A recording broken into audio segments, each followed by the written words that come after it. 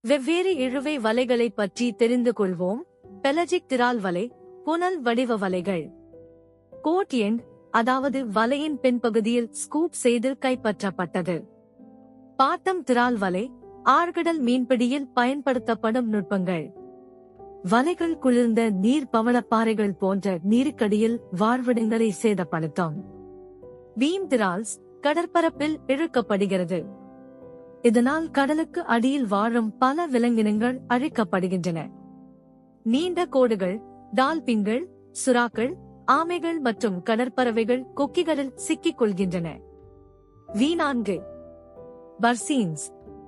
Purse scene என்பது பெரிய அளவிலான மீன்களை பிடிப்பதில் அதன் செயல்திறனுக்காக தனித்து நிற்கிறது. ஒரு பர்ஸ் சீன் என்பது ஒரு முழு பகுதி அல்லது மீன்களின் பள்ளியைச் சுற்றி போடப்பட்ட வலையின் பெரிய சுவராகும். அமைக்கும் போது மூழ்கும் வேகத்தை அதிகரிக்க நெட்டிங் பொருள் அதிக குறிப்பிட்ட ஈர்ப்பு விசையை கொண்டிருக்க வேண்டும்.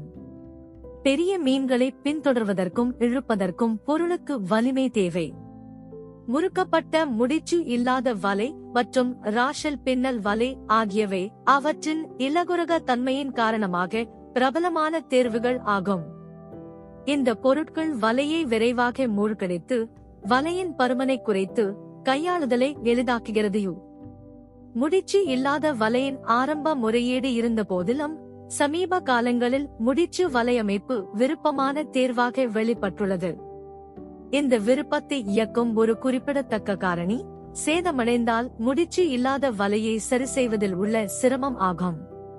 முடிச்சு போடப்பட்டதைப் போலன்றி தனிப்பட்ட முடிச்சு மாற்றியமைத்தல் மீன்பிடி நடவடிக்கைகளுக்கு தடையாக அமையாது. பர்ஸ் சீன்கள் மெல்லிய, முடிச்சு இல்லாத பொருட்களை குறைந்த மொத்தமாக பயன்படுத்துகின்றன மற்றும் நகரும் திறனை மேம்படுத்துகின்றன. குறைக்கப்பட்ட மொத்தமானது எளிதாக கையாளுதல் மற்றும் சிறந்த செயல்திறனை அனுமதிக்கிறது. குறிப்பாக நைலான் போன்ற வேறு சில அம்சம் அதன் உயர் உடைக்கும் வலிமை மற்றும் நீடித்து உழைக்கும் தன்மை காரணமாக பரவலாக பயன்படுத்தப்படுகிறது. சிறந்த மீள் பண்புகள். உயர் குறிப்பிட்ட ஈர்ப்பு, மின்னோட்டத்திற்கு குறைந்த எதிர்ப்பு, நல்ல நீர் வடியும் திறன்.